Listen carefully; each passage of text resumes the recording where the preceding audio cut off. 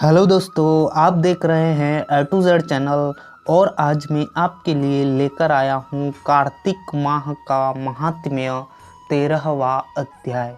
अब तक आपने 12वें अध्याय में सुना था कि देवता जलंधर के युद्ध से भागकर विष्णु की स्तुति करते हैं और विष्णु युद्ध में आने के लिए तैयार हो जाते हैं और विष्णु और जलंधर का भयंकर युद्ध होने लगता है। अब हम आगे सुनेंगे 13वें अध्याय में अगली कथा। तो चलिए दोस्तों देखते हैं।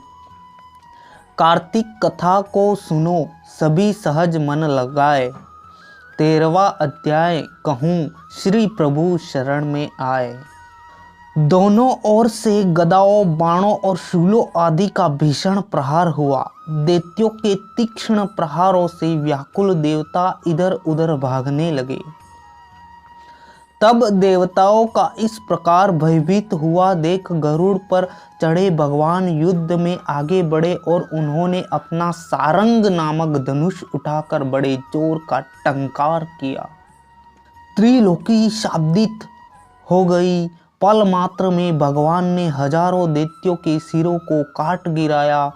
फिर तो विष्णु और जलंधर का महासंग्राम हुआ। बाणों से आकाश भर गया। लोग आश्चर्य करने लगे। भगवान विष्णु ने बाणों के वेग से उस दैत्य की ध्वजा, छत्र और धनुष बाण काट डाले। इससे व्यथित हो उसने अपनी गदा उठाकर गरुड़ के मस्तक पर दे मारी।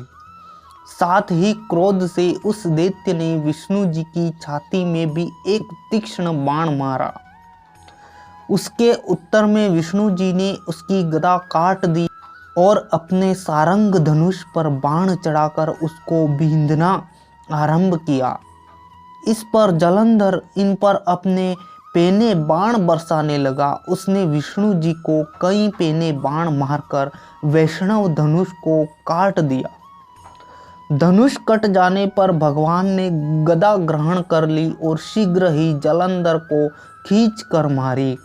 परंतु उस अग्निवत अमोघ गदा की मार से भी वह दैत्य कुछ भी चलायमान न हुआ। उसने एक अग्निमुख त्रिशूल उठाकर विष्णु पर छोड़ दिया।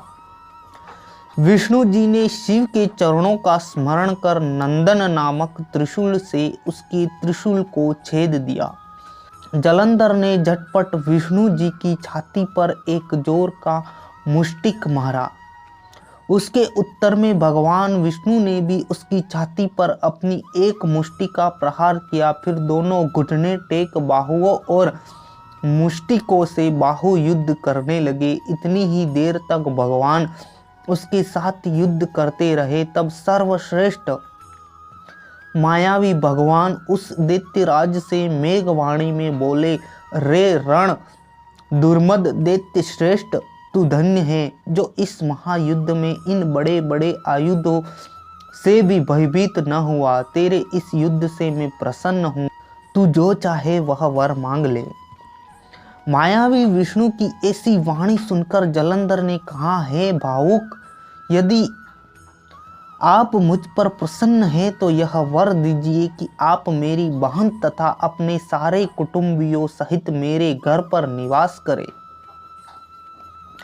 नारद जी बोले, उसके ऐसे वचन सुन विष्णु जी को खेद तो हुआ, किंतु उसी क्षण देवेश ने तथास्तु कह दिया। तब विष्णु जी सब देवताओं के साथ जलंधर में जाकर निवास करने लगे। जलंधर अपनी बहन लक्ष्मी और देवताओं सहित विष्णु को वहां पाकर बड़ा प्रसन्न हुआ।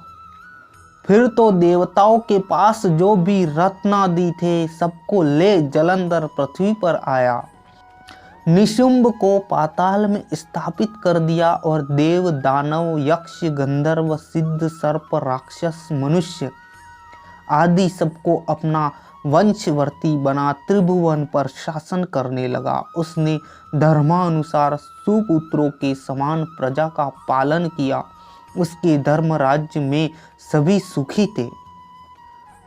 तो दोस्तों, कार्तिक महात्म्य का 13वां अध्याय यहीं पर समाप्त होता है।